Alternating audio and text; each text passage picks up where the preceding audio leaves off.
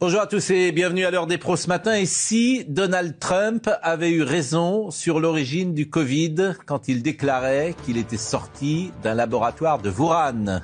Et si tous les complotistes du monde entier allaient célébrer leur victoire après que de nouvelles informations valident leur intuition, le SARS-CoV-2 n'est pas un virus naturel. Tremblement de terre ces dernières heures dans le monde scientifique. Jeffrey Sachs, économiste de renom, inattaquable sur le plan éthique, demande une enquête indépendante et transparente aux États-Unis sur l'origine du Covid. Pourquoi aujourd'hui ? Parce que Vanity Fair a mis en exergue le rôle trouble d'un zoologue britannique, Peter Daszak, à la tête d'une ONG à New York, scientifique influent, vif opposant à la thèse de la fuite du virus, mais dont on apprend qu'il travaillait sur le développement de virus artificiels, qu'il a collaboré avec Wuhan, sans jamais le dire évidemment, et donc dévoiler ses conflits d'intérêts. En clair, il défendait Wuhan, mais travaillait avec les Chinois. Or, en 2021, il fait partie de la délégation de l'OMS envoyée en Chine, chargée d'enquêter sur l'origine du coronavirus. C'est lui aussi qui coordonne une publication dans le Lancet qui récuse la fuite du virus d'un laboratoire et la présente comme une théorie du complot. Tremblement de terre, vous disais-je, dans la communauté scientifique. On va en parler ce matin, je vous préviens, c'est un poil complexe. Merci ce matin à Marie-Estelle Dupont d'être avec nous, à Gérard Carrérou, à Philippe Guibert et à Paul Melun. Je vous disais il y a une seconde, c'est pas simple. C'est pas simple, c'est même assez complexe parce que je vais vous parler de gens que vous ne connaissez pas. Peter Daszak, vous ne savez pas qui c'est sans doute, et Jeffrey Sachs non plus. Avant cela, je voulais juste qu'on écoute Donald Trump. La dissimulation du virus de Wuhan par la Chine a permis à la maladie de se diffuser partout dans le monde. Les autorités chinoises ont ignoré leurs obligations d'information auprès de l'OMS. Elles ont poussé l'OMS à tromper le monde lorsque le virus a été découvert par les autorités chinoises. Une terrible erreur a été commise. Peut-être que ça a commencé par une erreur qu'ils ont répétée, ou peut-être qu'ils l'ont fait exprès. Je ne comprends pas comment les gens n'ont pas pu aller dans le reste de la Chine, mais ont pu voyager dans le monde. C'est une question difficile pour eux.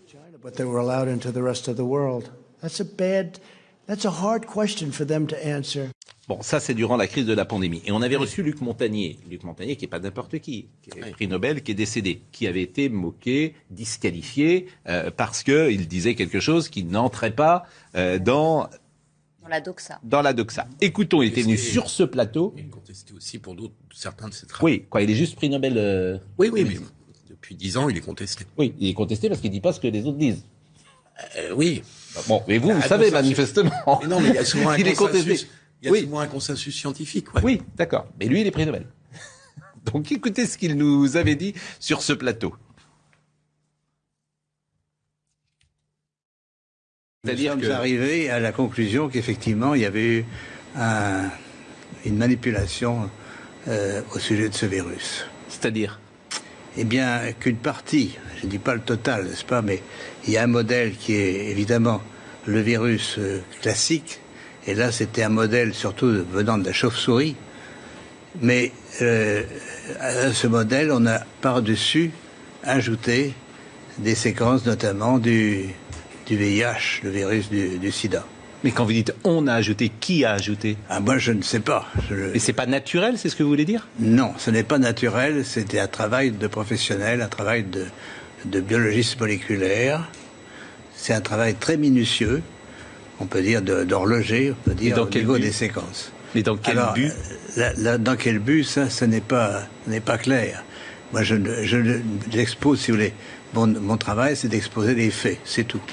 Je n'accuse personne, je ne sais pas qui a fait ça et pourquoi. La possibilité, c'est peut-être que ils ont voulu faire, on ne sait pas, on a voulu faire un vaccin contre le sida. Donc on a pris des petites séquences du virus et on les a installées dans la séquence plus grande du coronavirus. Bon, j'essaie toujours en toute chose d'être le plus vierge possible. Quand Luc Montagnier, prix Nobel de médecine, dit que c'est un travail moléculaire minutieux, ça m'interpelle. C'est tout. Mais je n'ai pas d'avis. comme toujours, mais je l'écoute. Alors, je voudrais quand même... Mais plein de scientifiques l'ont contredit. Oui. Alors, Monsieur Poindron, d'ailleurs, qui est virologue et professeur honoraire de virologie à l'Université de Strasbourg, qui nous écoute, est avec nous. Je voudrais simplement pourquoi on vous parle de ça ce matin ? Pourquoi ce matin ? Parce que l'économiste Jeffrey Sachs vient donc de publier dans la revue de l'Académie des sciences un appel à une enquête indépendante et transparente aux États-Unis. Il réclame que les universités et instituts de recherche ouvrent leur base de données sur le sujet. Monsieur Sachs, il est inattaquable sur le plan de l'éthique. Et pourquoi dit-il ça aujourd'hui ? Parce que fin mars, Vanity Fair a donc dévoilé que Peter Daszak, que vous ne connaissez pas, qui est un vif opposant aux thèses de la fuite de laboratoire, avait profité de larges subventions de la part des instituts américains de la santé afin de construire des coronavirus chimériques. Mais que lors de ces travaux, l'ONG a activement collaboré avec l'Institut de virologie de Wuhan. Bon, qui est Peter Daszak ? Bon, au début de la pandémie, c'est un vif opposant de la thèse de la fuite du laboratoire. Voué à la recherche sur la prévention des épidémies, son ONG a collaboré avec Wuhan. Je le répète, parce que c'est très important. Là où semble avoir démarré la pandémie. Et le 19 février 2020, il coordonne, je l'ai dit, la publication d'une lettre dans la revue médicale Le Lancet, où il défend Wuhan et il présente l'hypothèse de la fuite d'un virus comme une théorie du complot. Mais il travaille avec Wuhan. Et il ne le dit jamais. Et là, il y a possibilité de conflit d'intérêts. Et il fait partie de la délégation envoyée également à Wuhan pour enquêter sur l'origine du virus, qui est composé de spécialistes chinois étrangers. Et elle estimait que le passage du coronavirus de la chauve-souris à l'homme via un animal intermédiaire était le scénario le plus probable. Bon, ce qui est tout à fait fascinant, parce que nous ne sommes évidemment pas, ni vous ni moi, des spécialistes, c'est que ce virus qu'on dit naturel, on l'a retrouvé nulle part, précisément, dans l'espace, dans la nature. C'est un virus naturel qui n'est pas dans la nature. Jamais. Bon. Et on ne sait pas la transmission. Personne n'est capable de dire. On a dit le pangolin, c'est pas vrai. La chauve-souris, c'est pas vrai. Etc. Bon, voilà. Donc il y a aujourd'hui, une sorte de suspicion qui est portée donc par Jeffrey Sachs, je le répète, qui demande une enquête indépendante et transparente sur les origines du virus. C'est pas rien. Disons-le. Et je voulais que Monsieur Poindron, qui est virologue et professeur donc honoraire de virologie à l'Université de Strasbourg, nous donne ce matin son éclairage. Bonjour monsieur, quel est votre sentiment ? Alors, pour bien comprendre ce que j'ai à dire, je dirais qu'il y a eu 3 épidémies dues à des virus responsables de syndrome respiratoire aigu sévère. Il y a eu le SARS-CoV, puis il y a eu le syndrome du Moyen-Orient, et puis il y a le SARS-CoV-2. Et ce qui est très intéressant, c'est que le virus actuel qui est responsable de l'épidémie de SARS-CoV-2, de Covid-19, eh bien, possède une séquence très particulière que les 2 premières souches ne possèdent pas. Et cette séquence s'appelle la séquence furine. Alors, la guerre fait rage, d'ailleurs. Il faut quand même que vous le sachiez, entre ceux qui disent que l'origine n'est pas naturelle et ceux qui disent que l'origine est naturelle. Moi, j'ai tendance à dire que Wuhan est responsable, mais j'ai tendance à dire quand même qu'il y a quelque chose de cette séquence que l'on appelle la séquence furine. On a un souci de liaison. Est-ce que vous m'entendez ? Dommage. On va essayer de sécuriser la liaison. Je le dis pour la régie. Si on reprend Monsieur Poindron, il faut que la liaison soit parfaite. Bon, là encore, j'ai aucun avis, mais vraiment aucun. Je vous assure. Non, mais ce qui est un soulagement, c'est qu'on pose la question. Voilà. Parce que quand même, Libé traitait de complotiste toute personne. Parce que devant la scène traumatique de l'émergence d'une pandémie, le premier réflexe, c'est de se dire d'où ça vient. Et le fait de se poser la question d'où ça vient, vous étiez un complotiste. Libé taxait les gens de complotistes. Le Point, l'édition chinoise du Point avait fait tout un numéro il y a plus d'1 an sur l'origine du SARS-CoV-2. Mais en France, on ne pouvait pas le faire. Donc c'est quand même un soulagement énorme. Et moi, ce qui m'avait frappé, j'étais avec vous sur ce plateau lorsque vous avez reçu le professeur Montagnier. Bon, pour moi, et un certain nombre de gens de mon époque, si j'ose dire, c'est quand même quelqu'un qui a un mérite extraordinaire, ce professeur Montagnier. Alors après, on a essayé de le discréditer, mais on l'a carrément crucifié sur l'autel de on en a fait un débile sénile de ce professeur. Absolument. Première chose. Réhabilité par le professeur Raoult, d'ailleurs, quand il est venu sur ce plateau. Didier Raoult. Mais évidemment, Didier Raoult, Deuxième chose que je note. Ils sont politiquement incorrects. Deuxième chose que je note. Je ne suis pas en train d'essayer... Moi, je ne suis pas un complotiste. Simplement, je me suis, comme tout le monde, des millions de gens qui n'ont pas de compétences particulières, je me suis interrogé dès le début. Et l'histoire du pangolin, je pense que le pangolin a eu bon dos d'une certaine manière. Mais ce que je constate, j'ai dit Montagnier. Je dis, deuxièmement, Donald Trump. Vous repassez Donald Trump. Mais qu'est-ce qu'on a fait de Donald Trump? On l'a fait passer, et on continue de le faire passer pour...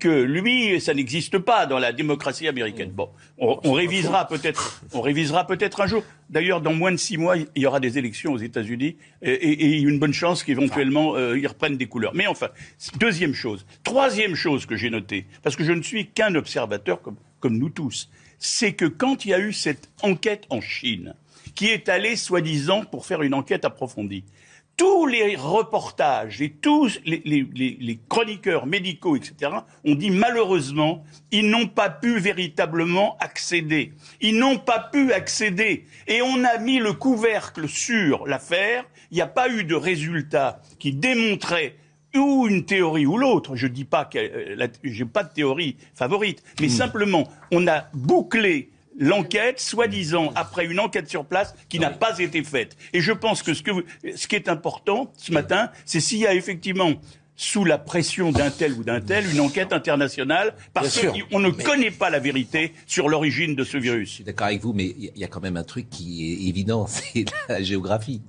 C'est-à-dire que vous avez le laboratoire Wuhan, qui est le des plus grands du monde, qui étudie 20 000 virus, et que ça sort précisément de là. Donc c'est quand même... C'est pas sorti de n'importe quel pays, au Népal ou à Katmandou. Alors moi, je cherche pas à savoir est-ce que c'est volontaire ou pas. Mais c'est quand même un point très important parce que Wuhan, c'est quand même c'est essentiel. Depuis le début, qu'il ne soit pas sorti de Wuhan, mais bon, c'est précisément là où il y a ce laboratoire. Parce que depuis le début de Marie-Estelle, la question de l'accident de laboratoire est posée. Et ça, c'est pas les complotistes et personne n'a dénié que cette question, d'autant plus, comme l'a dit Pascal, que l'histoire du pangolin a fait long feu et qu'on n'a pas trouvé l'animal transmetteur entre le virus et puis l'homme. Donc, la question de l'origine, elle est tout à fait légitime et il n'y a pas à être complotiste à se poser la question de l'origine.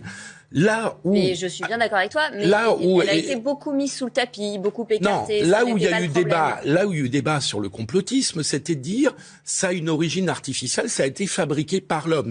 Voilà. Et là, les scientifiques, moi je me souviens, j'ai lu des tas d'articles sur la question, disaient le virus, une fois qu'on l'a séquencé, il est tellement particulier qu'une invention humaine paraît plus qu'improbable. Et non, c'est le contraire. C'est précisément le contraire. C'est parce qu'avec la protéine Spike, c'est quasiment le virus parfait. C'est ce que disaient les scientifiques à l'époque. Peut-être qu'ils sont trompés. Philippe, dites pas vos scientifiques. Non, les scientifiques, parce que Luc Montagnier, je voudrais juste terminer là-dessus, qui est décédé le 8 février 2022, dernier, paix à son âme, était considéré depuis le début des années 2000 complètement en marginalité de la communauté scientifique. Il s'était discrédité sur l'histoire de la mémoire de l'eau. Donc ne le faites pas passer pour... Depuis 20 ans, il était à l'écart de la communauté scientifique. Je le fais passer pour rien. Je constate qu'il a été immédiatement... On n'a même pas essayé de discuter ce qu'il disait. On a dit c'est un vieil imbécile qui n'a plus rien compris depuis 20 ans. Moi, je vais vous dire quelque chose. Je constate. C'est ça qui est simplement. Je constate, et c'est un fait. Je constate et c'est un fait qu'un groupe de scientifiques, impliqués dans les recherches, a tenté de faire une manip en allant à Wuhan, c'est tout. Et c'est tout le problème de Peter Daszak. Qui coordonne cela, ils ont tenté de manipuler, que vous le vouliez ou non, en disant... De manipuler l'information. En expliquant que ça ne sortait absolument pas. C'est pas rien. C'est pas rien, cher ami. C'est pas rien. Il est 9h15. C'est pas rien. Mais l'hypothèse de l'accident est toujours hyper valide. Mais je vous dis, par exemple, attendez, le 4 juillet 2021, le quotidien britannique Time of London indique qu'un virus identique à 96% au Covid-19 a été trouvé en 2012 dans une mine de Chine abandonnée et infestée de chauves-souris. Le virus en question avait alors été collecté, puis stocké pour être étudié à l'Institut de virologie de Wuhan. Ça, c'est avéré, ce que je vous dis là. C'est avéré. Donc ce virus, il a été repéré en 2012, il rentre dans un laboratoire. Il n'est pas passé de l'homme à l'animal, de l'animal à l'homme. Il est passé directement dans le laboratoire. C'est factuel. Et des gens ont voulu manipuler l'opinion. C'est tout ce que je dis. Après, je ne sais pas ni pourquoi, ni comment, etc. Non, vous répondrez après, il est 9h15. Soyez disciplinés, s'il vous plaît. Moi, je ne conclus rien. Je mets sur la table, les éléments que j'apporte. Et puis tu sais, Philippe, que tu stigmatises le professeur Montagnier, moi je veux bien qu'il soit devenu sénile et stupide alors qu'il était prix Nobel. D'accord. Mais en face, t'es scientifique. Tout le monde a dit sénile, Philippe. Tout le monde a dit qualifié. Dans ce cas, soyons parfaitement neutres et regardons les conflits d'intérêts qui ont aidé à penser certains de tes scientifiques. Je dis ça, je ne dis rien. Moi, je veux bien qu'on jette la suspicion sur tous les scientifiques avec lesquels tu n'es pas d'accord. Non, mais attends, moi, je n'ai pas la réponse. Mais le vaccin... Je n'ai pas la réponse. Le vaccin qui protégeait... Je n'ai pas la réponse. Le vaccin qui protégeait, on en est où aujourd'hui? C'est pas normal que l'on refuse certains questionnements. Vous êtes sérieux? Quand on est scientifique, on doute. Quand on est scientifique, on se questionne. Voilà. Et ce qui n'est pas normal, c'est que dans la société, on n'est pas voulu se questionner. Je dis juste que ce vaccin a rendu cette épidémie beaucoup moins dangereuse et qu'on a arrêté de mourir et d'aller Didier Raoult dit le contraire grâce à ce vaccin. Eh bien, Didier Raoult dit l'exact contraire. Oui, mais il disait aussi que la chloroquine c'était formidable et tout le monde a dit que la chloroquine ça soignait pas.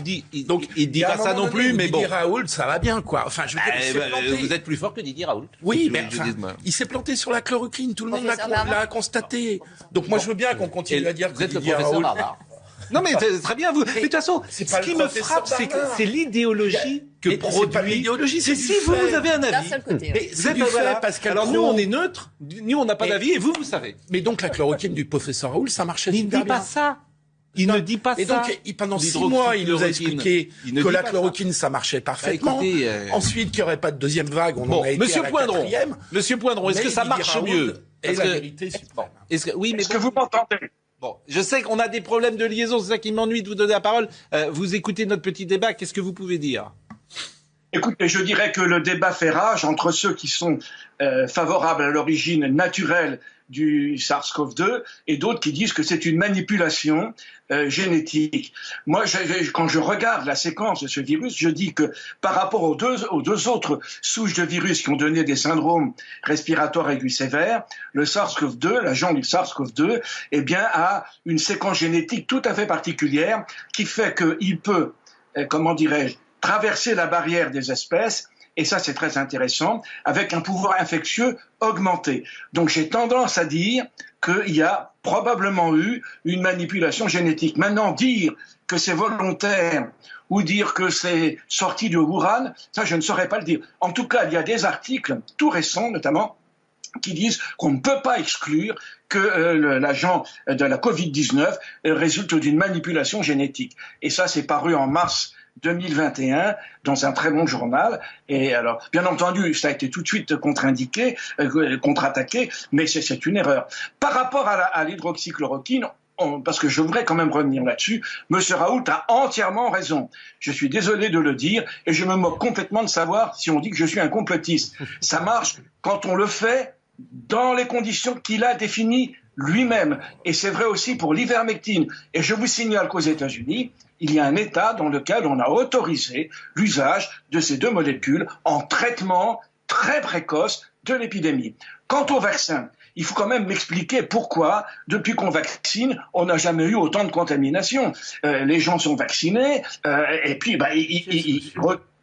ils retombent contaminés. Bon, tout ça c'est un effroyable micmac, et moi je dois dire que ça commence un petit peu à m'irriter.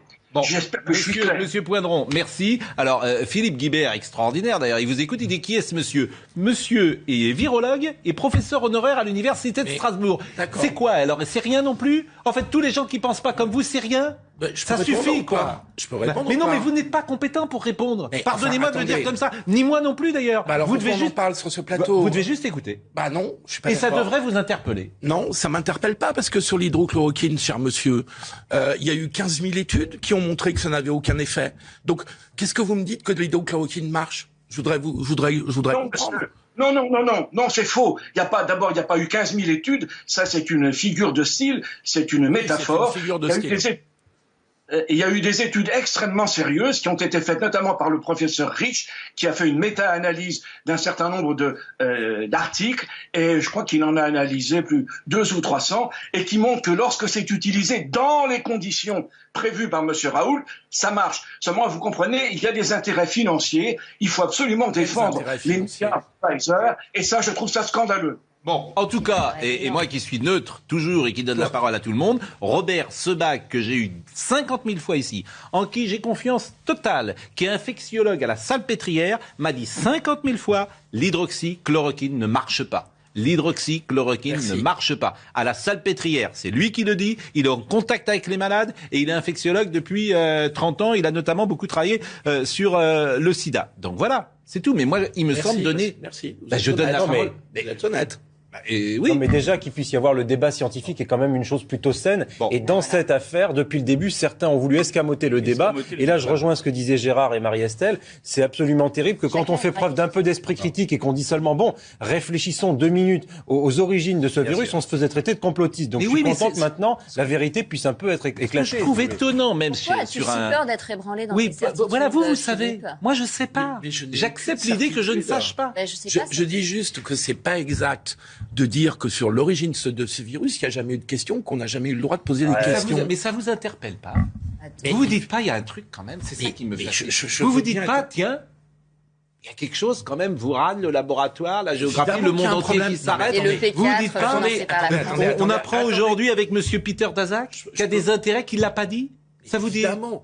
Qu'il y a un problème sur le laboratoire de Wuhan, très honnêtement, ça me bouleverse pas parce que tout le monde le pense. La pause. Tout le monde le pense. La pause et on va changer de sujet. C'est pas la même chose. Monsieur Poindron, merci. Vous ne vous êtes pas fait que des amis, j'imagine. Choqué. Virologue et professeur, parce que faut que vous m'expliquiez qu'un jour, mais on n'a pas le temps, pourquoi effectivement Monsieur Sebag, en qui on a toute confiance ici, qui est à la Salpêtrière, qui est au contact des médecins matin, midi et soir, dit que l'hydroxychloroquine ne marche pas. Ça, faut que vous m'expliquiez ça, j'ai toujours pas compris. Mais je vous expliquerai, monsieur. Il y a des bases moléculaires qui peuvent expliquer pourquoi ça marche. Encore faut-il que ce soit fait dans les bonnes conditions. Ah oui, mais j'imagine qu'il le fait dans les bonnes conditions. Ça fait 40 ans qu'il fait ça, Robert Sebag.